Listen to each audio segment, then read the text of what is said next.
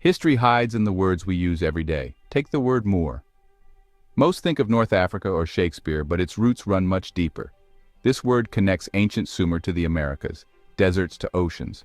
Our journey traces how Muur became a title, a name for a people, the sea, and even part of a continent's name. It all begins in Sumer, the cradle of civilization. We'll follow Muur as it travels through Akkadian, Hebrew, Greek, French, and Roman cultures, shifting meaning along the way. Sometimes it meant light, sometimes a noble person, sometimes a people on the move.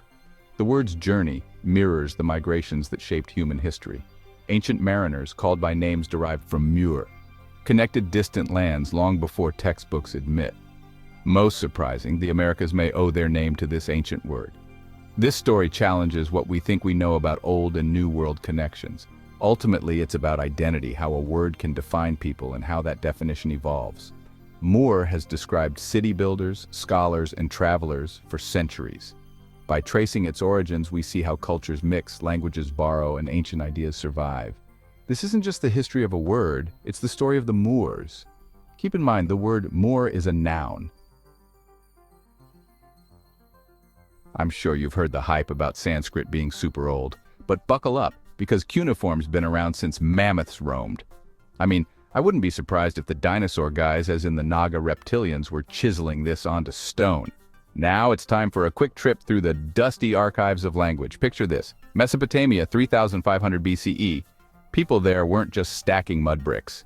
They were inventing cuneiform, the world's first writing system. That's over 1,000 years before Sanskrit scribbled its first syllable. Cuneiform started with Sumerian. Think of it as the OG codebase for language nerds. Using a wedge-shaped stylus, they pressed logograms, those are fancy symbols for ideas, into clay tablets. Over time, cuneiform flexed its muscles, adapting to Akkadian, Babylonian, Assyrian, even Old Persian and Hittite. Meanwhile, Sanskrit didn't roll onto the scene until around 1500 BCE. Some say it's older than that. Sanskrit is amazing, but cuneiform is like the grandparent who invented email before the internet existed. Oh, and about the word Muur, Sumerian comes from cuneiform. The word Moor roots trace all the way back to Sumerian, beating French, Spanish, and the rest by millennia. Next time you hear someone say Sanskrit is ancient, just wink and whisper, cuneiform came first. So we've traced Moor back to its oldest root. The story of a word can be the story of a people. Words are not just sounds or symbols, they are vessels, carrying the memory, beliefs, and aspirations of entire civilizations across time. To uncover the roots of the name America, we must journey back to ancient Mesopotamia, to the Sumerians, whose innovations shaped the very foundations of human society. Among them, the word Moor signified light, elevation, and divinity, a concept tied to the heavens and the city of Ur. Moor was more than a word, it was a symbol of aspiration, a bridge between earth and sky. Ur was more than a city. It was a beacon, its name echoing the idea of sacred light.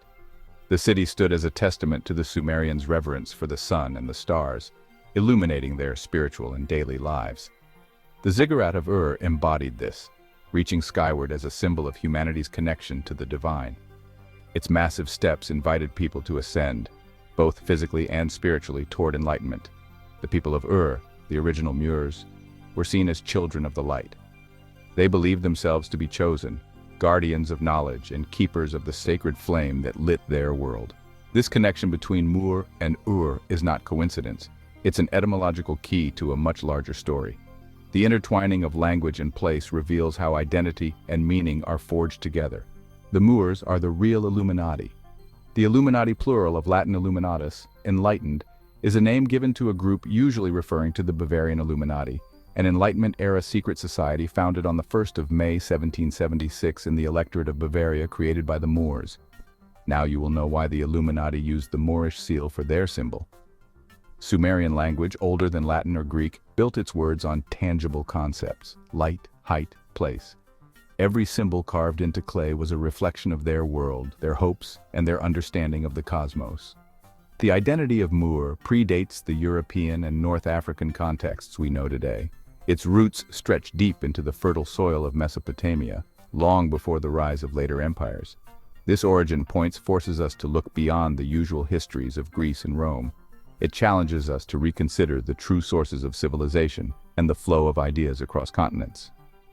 The Moor identity begins in Sumer, with a people who mastered agriculture, architecture, and cosmic observation.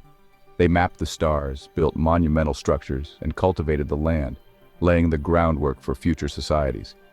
Their language reflected a worldview centered on light and elevation, a seed that would travel the world, evolving but never losing its core.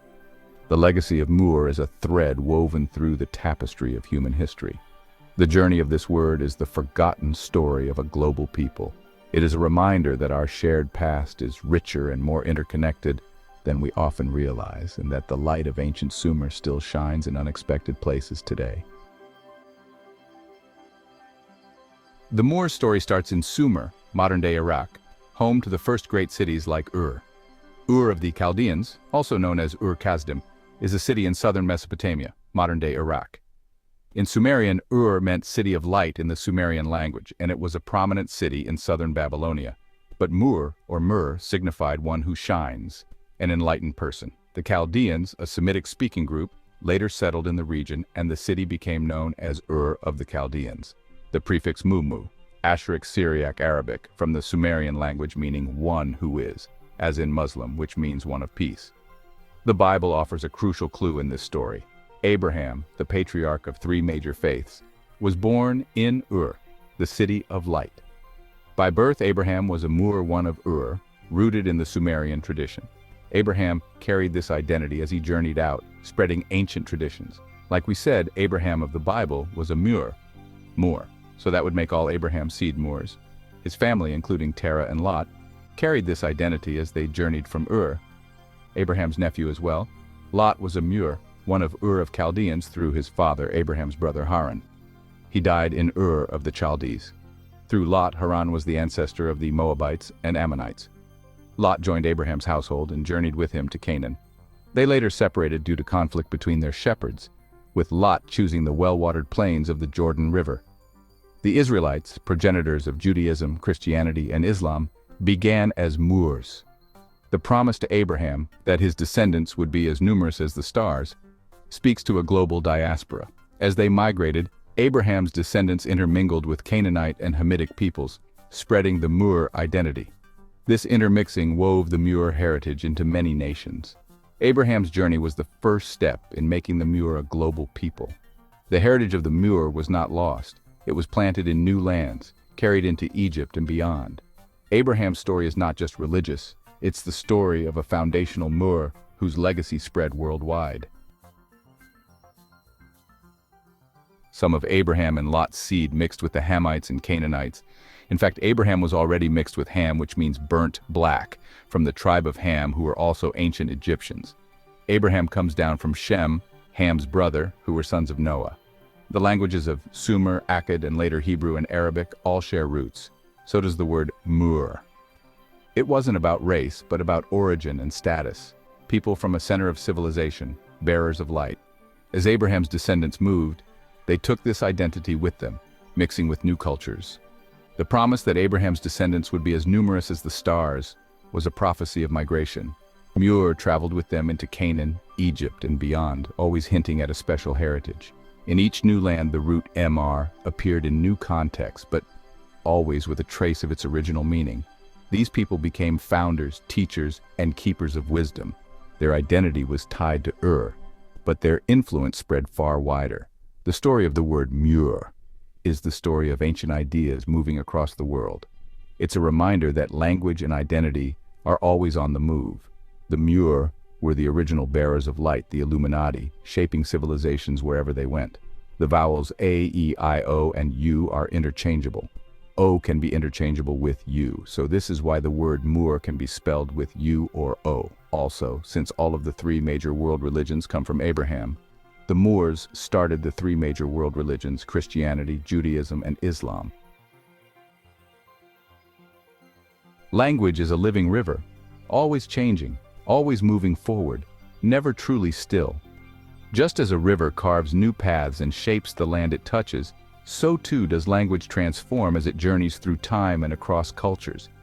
As language flows through time and place, it picks up new influences, adapts to new environments, and sometimes even splits into many streams, each with its own unique character. The word Moor is a perfect example of this evolution. As it traveled from one civilization to another, its vowel sounds shifted, its spelling and pronunciation adapted, and its meaning expanded. In the ancient Sumerian language, the U in Muur gradually became an O, transforming the word into Moor. This wasn't a mistake or a loss, but a natural dialectal variation, a sign of language's flexibility and resilience.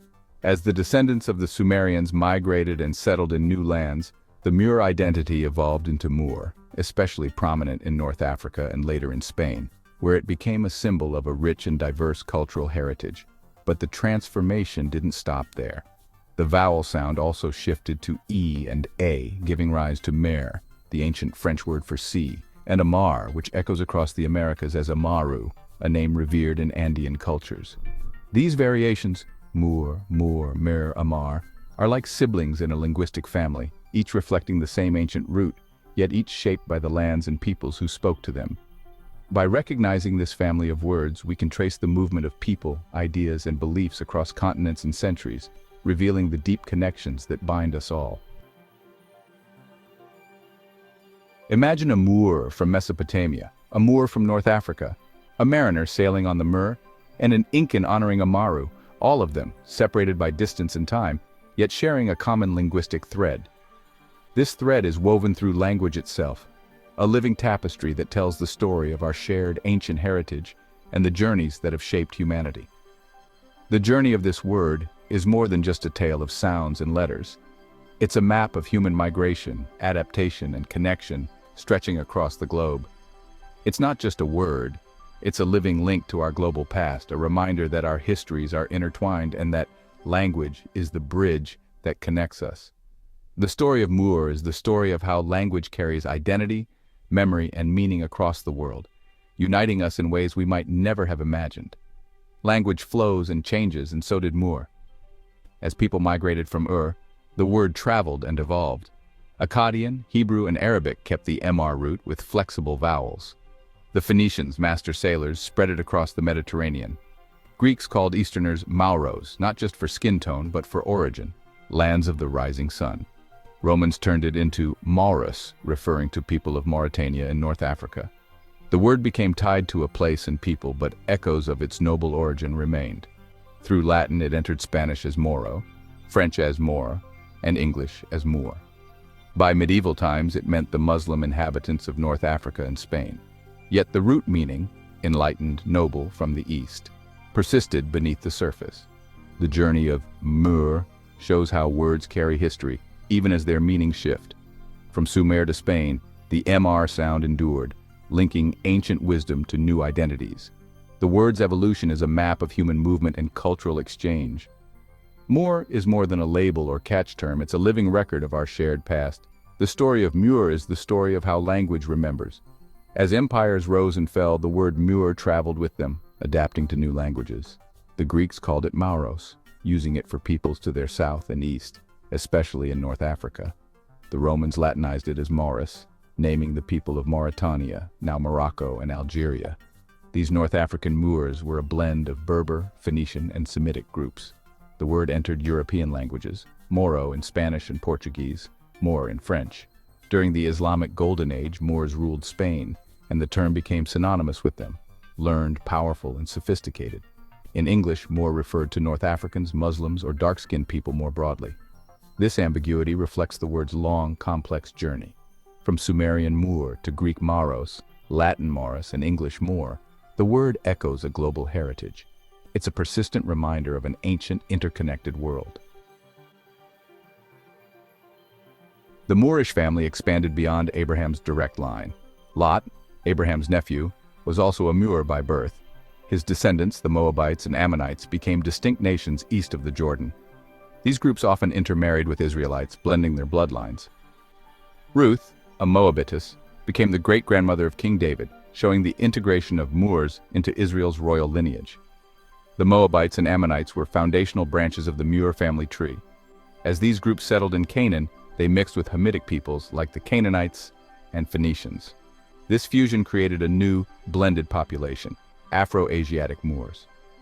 Moor was never a narrow term. It was a broad, ancestral designation for a family of nations from the ancient Near East. The story of Moor isn't just about land, it's about water. The Phoenicians, legendary sailors, spread the root Mr across the Mediterranean. In Latin, Mauri means sea, in French, mer, in Spanish and Italian, mar. Even the English word Moor for anchoring a ship comes from this root. The Moors were masters of both land and sea, connecting continents through navigation. In Egypt, Muur referred to water channels and even pyramids, structures linking earth and sky. The Moors are the mound builders, the Moors built the pyramids. The Nile was Egypt's lifeblood, and those who lived along it understood water's power. Across cultures, Muur and Moor became words for both people and the sea. This dual meaning reveals a shared ancient understanding. The sea was a bridge, not a barrier. The Moors' identity was shaped by their relationship with the ocean. They were explorers and traders. Their ships were homes, and the sea was their highway. The word Moor carries this legacy of connection and exploration. It reminds us that ancient peoples saw the world as linked by water, not divided by it. The Moors' mastery of the sea helped shape the world's history. Their story is written in the very words we use for the ocean today. The journey of the Muur didn't end in Africa or Europe. It crossed the Atlantic. In the Andes, the Inca worshipped Amaru, a winged serpent deity. Amaru echoes Moor, a link that's more than coincidence. The serpent symbolized wisdom, healing, and transformation in many cultures.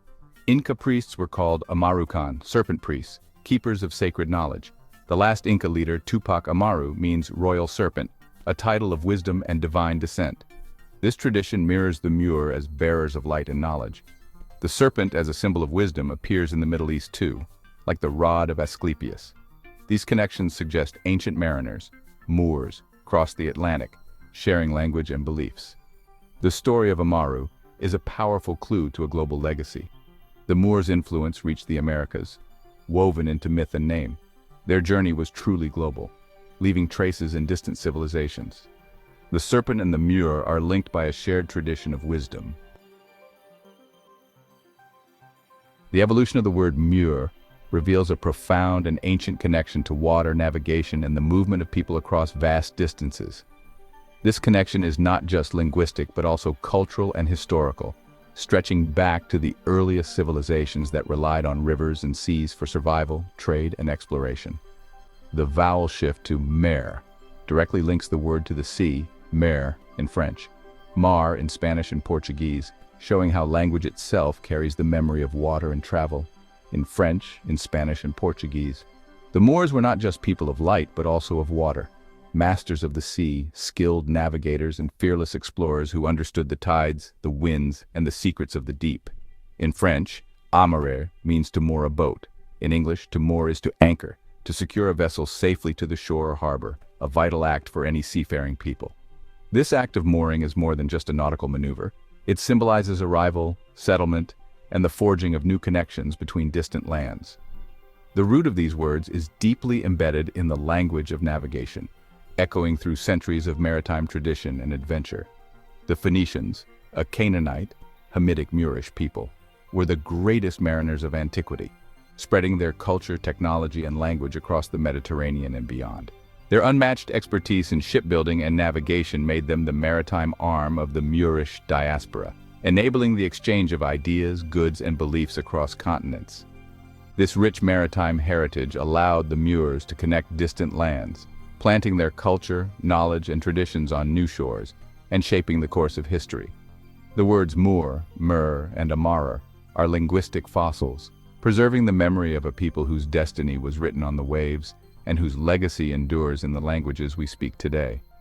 The Moorish mastery of the sea is a forgotten chapter in their global story, a testament to their ingenuity, resilience, and enduring influence on the world's maritime history. We're told America is named for Amerigo Vespucci, but the story may go deeper.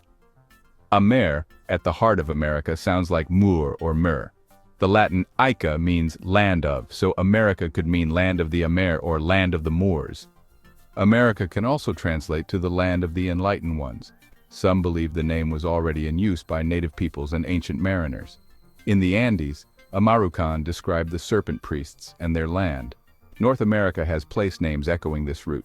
Breaking down America: Am, love or God; Mur, sea; Re, sun god; Ka, spirit, a name full of meaning.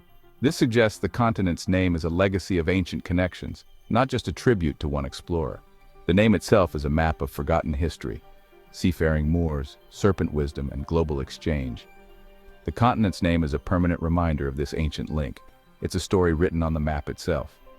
America's name is a testament to a long shared history. The root Muur or Amar was present in the Americas long before Vespucci. The Andes were known as the land of the Amaru, a name tied to divinity and the land itself. European explorers encountered civilizations with their own names and histories. It's likely that the name America comes from the indigenous Amaru, Latinized by European Moors.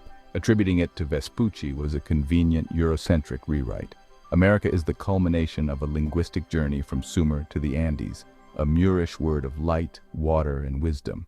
The continent's name is an ancient legacy, not a modern invention. The Muir story is tied to Abraham's biblical promise, descendants as numerous as stars and sand. This was a prophecy of global migration, not just a big family. Abraham's children founded many nations, Israelites, Ishmaelites who became Real Arabs, and others sent eastward. The descendants of Abraham were diverse. United by a common ancestor from Ur, they mixed with local peoples, creating a complex family tree. This blending is key to the story of the Moors, a mix of Arab, Berber, and other peoples. The scattering of Abraham's seed spread the name and culture of the Muir worldwide. It wasn't one group migrating, but many branches moving in all directions. They founded cities, carried stories, and shaped civilizations. The promise made in the desert became a historical reality. The Muir from Ur left their mark on every continent.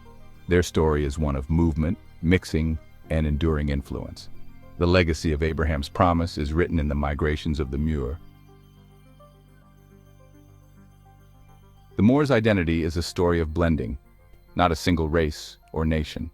Moors in North Africa and Spain were a fusion of Arab and Berber peoples, united by Islam, but rooted in older traditions. They carried ancient knowledge from Greece, Egypt, and Mesopotamia. When they entered Spain in 711, they brought a new era of learning and culture. Moorish Spain became Europe's center of science, art, and philosophy. Cities like Cordoba and Granada flourished, with libraries and stunning architecture. The Moors introduced new crops, technologies, and ideas. They excelled in mathematics, medicine, and astronomy. Their story is one of cultural mixing and enlightenment. The Moors were not just invaders, they were inheritors of a rich, ancient legacy. Their achievements show that progress comes from connection, not isolation. The blending of Abraham's descendants with African peoples created a brilliant civilization. The Moors' legacy is a reminder that history is about connection.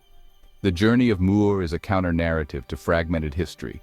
It begins in Sumer with the concept of light, not with Greece or Rome. The Muir identity, born in Ur, was cultural and spiritual, not racial. Through migration and intermarriage, the Moorish identity became a global, blended heritage. Their mastery of the sea enabled their expansion from the Indian Ocean to the Atlantic. The name Amaru in the Andes is proof of their arrival in the Americas before Columbus. Moor traces a path from Mesopotamia to the New World, older than Latin or Greek. To understand Moor is to recognize a shared global heritage, a heritage of light connecting the world. Now let's get more into the title Amaru. The root word's journey takes a surprising turn in the Andes of Peru. There, the name Amaru appears, a powerful deity linked to water, wisdom, and the underworld. The similarity to Moor and Amar is striking, hinting at a connection across oceans. The Incan Empire revered Amaru, and revolutionary leader Tupac Amaru II claimed this ancient lineage. Then Tupac Amaru, who was really the third, the rapper and music artist, reincarnated, reclaiming this ancient lineage. Amaru was a water deity, often depicted as a serpent, symbolizing wisdom much like ancient Near Eastern myths. In Quechua, Amar means light, and Ru means to make. Amaru is the manifestation of ancient wisdom. This suggests a pre-Columbian connection, where Moors, masters of the Mur, crossed the Atlantic.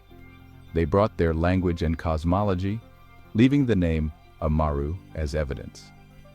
The presence of Amaru in South America is a linguistic monument to ancient transatlantic contact. We followed a single word, Moor, across millennia and continents. From Ur's enlightened ones to the Moors of Spain, The word evolved but kept its core. It became a name for seafarers, scholars, and even a continent. The root Amaru in the Andes hints at ancient transatlantic links. America itself may be a hidden tribute to this legacy. The story of Moor is about identity, fluid, complex, and always changing. It's a history of blending, movement, and cultural fusion. The journey from Muur to Moor is a lesson in connection. Our world is more linked than we realize. A word from an ancient city can echo across oceans and centuries. The Moor's legacy lives on in our words, our maps, and our shared story. History is not separate events, but a single, continuous journey of human connection.